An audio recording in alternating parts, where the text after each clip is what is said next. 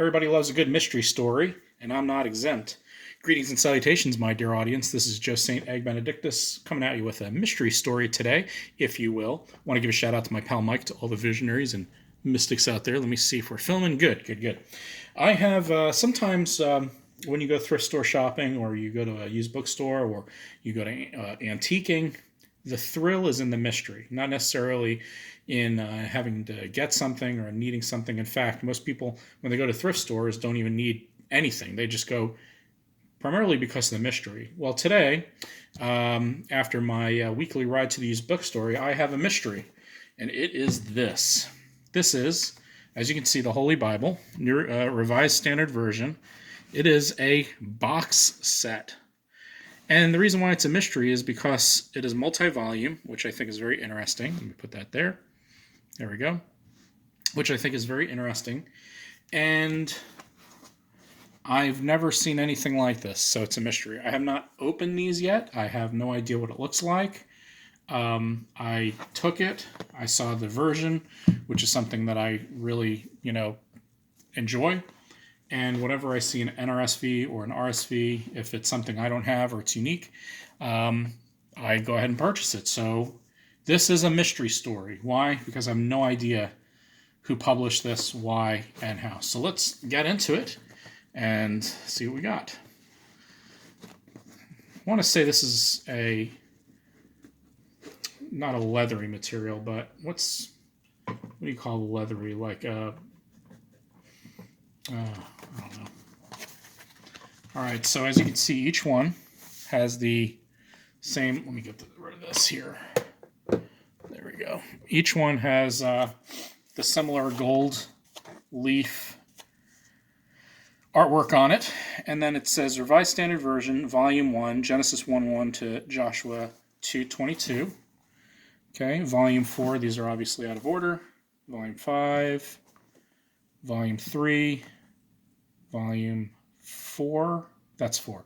The other one was 6, and Volume 2. Now I wonder if this is just the Old Testament. 1 Corinthians, no, okay, so it is New Testament. It looks like Hosea to 1 Corinthians, and then 2 Corinthians with concordance and maps. So let's go ahead and do Volume 1, and then we'll do Volume, 6, so that we can see what the concordance and maps look like. All right. Again, mystery. I have no idea. If you've seen this before, comment below, because, again, I have no idea what this is all about. By the way, red edging, as you can see. So it does have a little bit of artwork to it. Glued binding, as you can see. I don't know if you can see that. Glued. A lot of glue. Okay. All right. Let's open it up and see what it brings. Revised Standard Version, Self-Pronouncing Reference Edition. All right. Let's see here. The World Publishing Company, Cleveland and New York. Okay. Containing the Old and New Testaments. Copyright 1962. So let's see, if you do the Revised Standard Version, New Testament, I believe, came out in 48, the whole Bible in 52, so this is 10 years later, or 46, I'm sorry, 46 and 52, printed in the United States. Okay, so there's the preface. Let's see if there's any introductions or, nope, preface. That's what you get with every Revised Standard. There's the table of contents, abbreviations,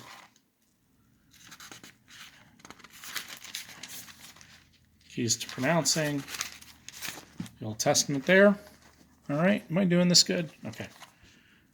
Kind of doing this blind with the camera. And there it is. Get to Genesis 1. There we go. And there we go. Double column. Look at that large font, though. That's huge. That's at least 11 or 12. With the references in the middle, as you can see. Let me see here. There we go. Is that in the center? Yeah. Nice old school font.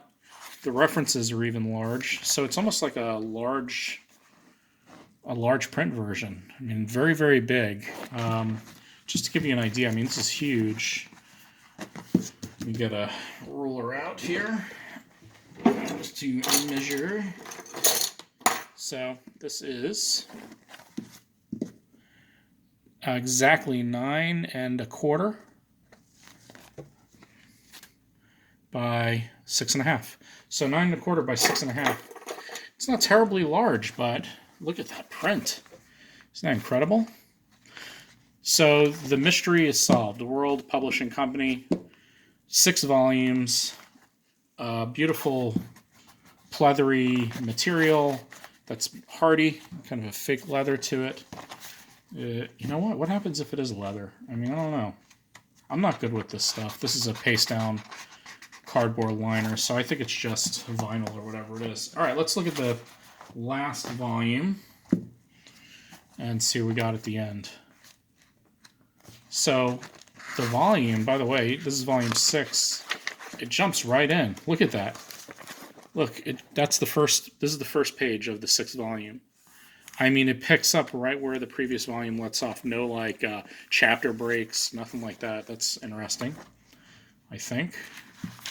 All right, so here's the concordance. It looks like a standard RSV concordance, nothing unusual. Just a very, very large print. And then, let's see, the maps is a standard. Look at that, beautiful map. Standard RSV maps that you get in any other RSV of this time. Nothing special, just your usual maps. All right, that's kind of interesting. I've never seen this map before right here. Have you seen that map before? Sea of Chinnereth, Gennesaret, Galilee of Tiberias, the Sea of Tiberias. So it gives you almost every biblical name. It's topographical, but it's hard to see the cities around it. That's very interesting. It's like if it was a little bigger, I think it'd be a little bit more utilitarian, but that's interesting. I'm not sure how that map serves a function. Here is the Journeys of St. Paul. However, the lines are really small, so you can't even read like what that says. If it says like Journey 1, Journey 2.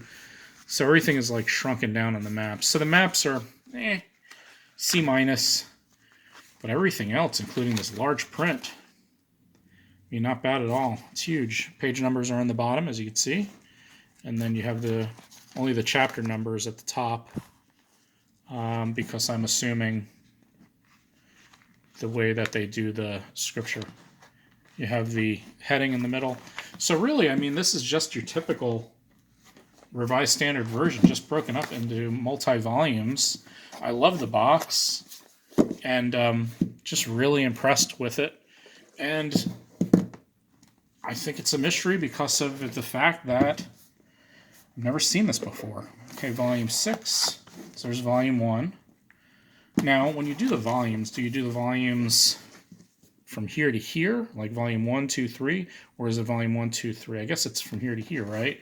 Even though when you pick it out, it's facing backwards.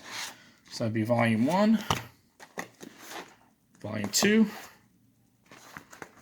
volume 3, 4, 5, 6. Beautiful, handsome edition. Going into my Bible, what I call the PC, the personal collection, because it's so cool. Now this is going to be a challenge. Look at this. This is really interesting. It's so tight. Look at that. Very tight. There we go.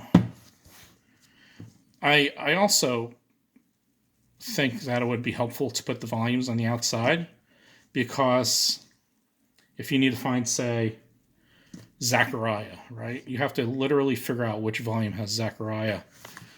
Consequently, and then it's hard to get out. And this is part of the mystery, like not only trying to get the stuff out, but wanting to open it with you.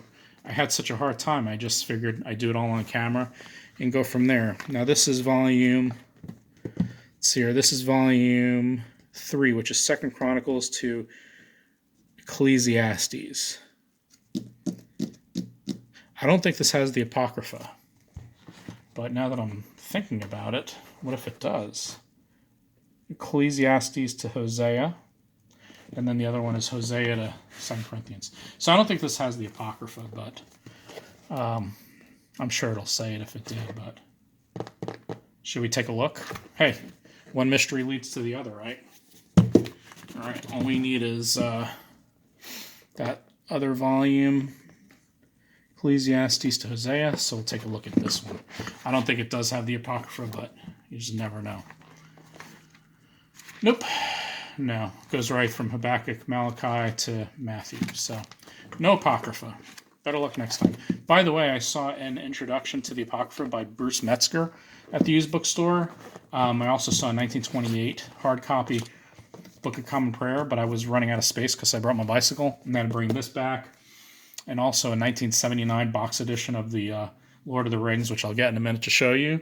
So between the two boxes and then a couple other books I got, my favorite book of short stories. I had my own copy of this, Skeleton Crew, but I loved it so much. My copy literally tore up, so I picked this up to replace it. And then this book, Introduction or Invitation to the Book of Revelation by feminist scholar Elizabeth Fiorenza.